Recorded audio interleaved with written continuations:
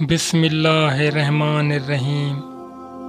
دوستو، مختوم علاء الدین علی احمد صابر کلیری کا نام آج بھی تاریخ تصوف کے پیشانی پر تازہ تر اشیدہ جھومر کی طرح چمک رہا ہے۔ حضرت علاء الدین علی احمد صابر کلیری 19 ربیع الاول 592 بروز جمعرات کو افغانستان کے شہر ہرات میں پیدا ہوئے۔ آپ کے والد کا نام عبداللہ تھا، جو بڑے متقی، صاحب دل اور بافیض بزرگ تھے۔ آپ کی والدہ مائدہ بی بی ہاجرہ حضرت بابا فرید الدین مسعود گنج بخش شکر کی سگی بہن تھی۔ آپ کے والد کے انتقال کے بعد آپ کی والدہ آپ کو لے کر ہرات سے اجودھن پاک پتن میں بابا فرید الدین کی خدمت میں حاضر ہوئی اور علاء الدین صابر کلیری کو بابا فرید کے سپرد کرتے ہوئے فرمایا کہ اب اس بچے کی پرورش و تربیت آپ کریں۔ حضرت بابا فرید نے بچے کی صورت دیکھتے ہی فرمایا، یہ بچہ بڑا ہو کر اولیاء وقت میں سے ہوگا اور ایک دنیا اس سے فیض یاب ہوگی۔ بابا فرید نے خود آپ کو تعلیم دینا شروع کی۔ آپ کی ذہانت کا کمال تھا کہ آپ نے 3 سال کے اندر ہی تمام علوم ظاہری حاصل کر لیے۔ 3 برس کے بعد آپ کی والدہ بھائی سے کہہ کر ہرات واپس چلی گئی، اب بھانجے کو علوم باطنی میں بھی کامل کر دیجیے اور کوئی تکلیف نہ ہونے دیجیے گا۔ حضرت بابا فرید کو بہن سے بہت محبت تھی۔ حضرت بابا فرید نے بہن کے سامنے ہی بھانجے کو مرید کر کے تقسیم لنگر کا کام علاء الدین صابر کلیری کے سپرد کر دیا۔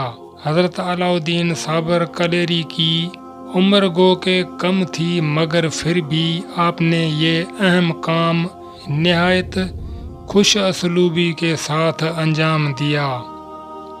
ایک عرصے کے بعد جب آپ کی والدہ مائدہ نے واپس آ کر آپ کو دیکھا تو آنکھوں سے آنسو نکل پڑے۔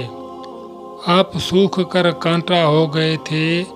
بھائی سے جا کر شکوہ کیا تو بابا فرید نے فرمایا کہ تم خود گواہ ہو کہ تمہارے سامنے ہی میں نے تقسیم لنگر کی خدمت آپ کے سپرد کی تھی۔ حضرت مختوم صابر کلیری سے پوچھا گیا تو آپ نے جواب دیا، آپ نے تقسیم لنگر ہی کا کام مجھے حکم دیا تھا اور یہ کب فرمایا تھا کہ اس میں سے کھا بھی لینا۔ یہ جواب سن کر ماموں پر وجد کی کیفیت طاری ہو گئی اور آپ نے شفقت سے فرمایا، علاء الدین صابر است اور اسی وقت سینے سے لگا کر خدا جانے کیا کیا عطا فرمایا۔ اس کے علاوہ بھی آپ کے مجاہدے اور کرامتیں اس درجہ شدید صبر آزما تھی کہ انہیں سن کر حیرت ہوتی ہے۔ کثرت مجاہدہ اور فاقوں سے آپ کی طبیعت میں بھی بہت ہی قہر و جلال پیدا کر دیا تھا۔ ایک دن علاء الدین صابر کلیری کی والدہ نے بابا فرید کو آپ کی بیٹی سے علاء الدین صابر کلیری کی شادی کی بات کی۔ توبہ توبہ، فرید نے فرمایا کہ علاء الدین صابر کلیری کو شادی اور بیوی کا ہوش نہیں ہے، لیکن بہن نہیں مانی اور بھائی سے رشتے پر اصرار کرتی رہی۔ آخر بابا فرید نے بہن کے جذبات کا احترام کرتے ہوئے اپنی بیٹی ختیجہ بیگم سے ساتھ حضرت مختوم علاء الدین صابر کلیری کا نکاح پڑھا دیا۔ آپ نے دلہن کو اپنے حجرہ میں دیکھا تو دریافت کیا، تم کون ہو؟ ختیجہ بیگم نے جواب دیا، آپ کی بیوی ہوں۔ آپ نے فرمایا، جب ہم خدا کے ہو چکے تو پھر ہمیں غیر کی کیا ضرورت رہی؟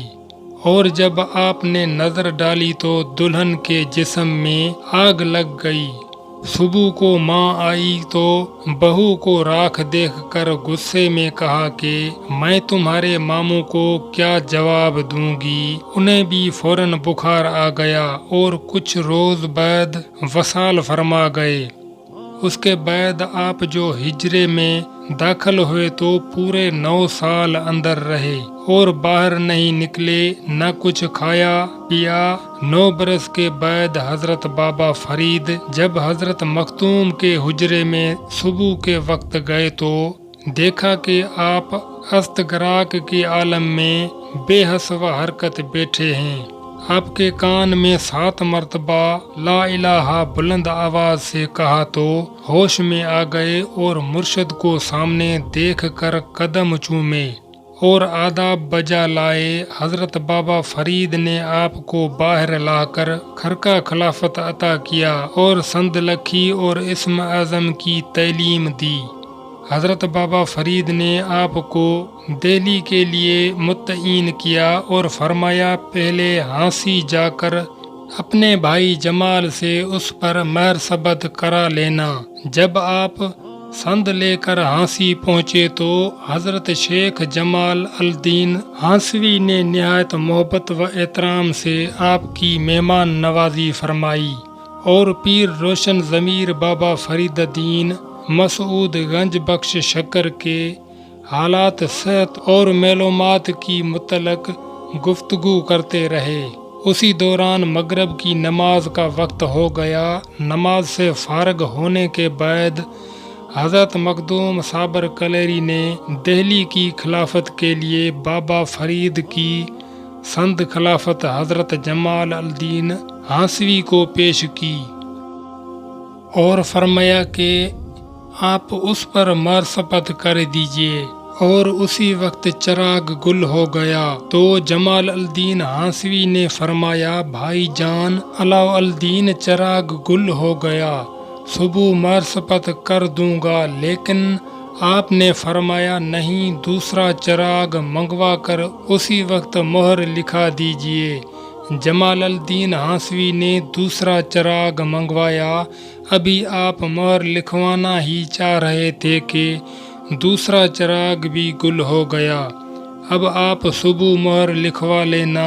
اسی وقت حضرت علاء الدین صابر کلیری نے اپنی انگلی پر دم کیا تو انگلی روشن ہو گئی۔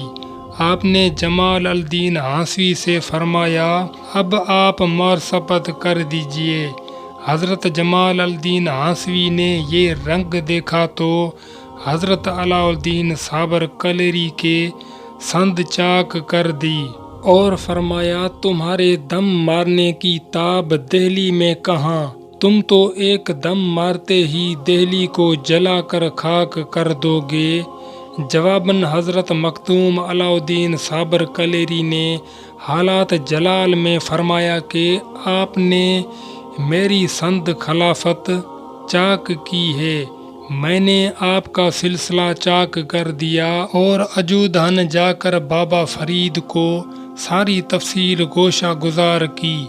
بابا فرید نے دوسری سند لکھ کر فرمایا میں کلیر شریف کا علاقہ تمہارے سپرد کرتا ہوں، وہاں تکبر و غرور اور گمراہی کا ایک طوفان عظیم برپا ہے، وہاں پہنچ کر خلق خدا کو ہدایت کرو اور اسلام کو تقویت پہنچاؤ۔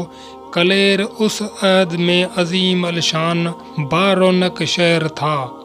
امیر کلیر نے آپ کو شاہ ولایت تسلیم کر لیا، مگر قاضی شہر نے ورگلایا کہ یہ جادوگر ہے۔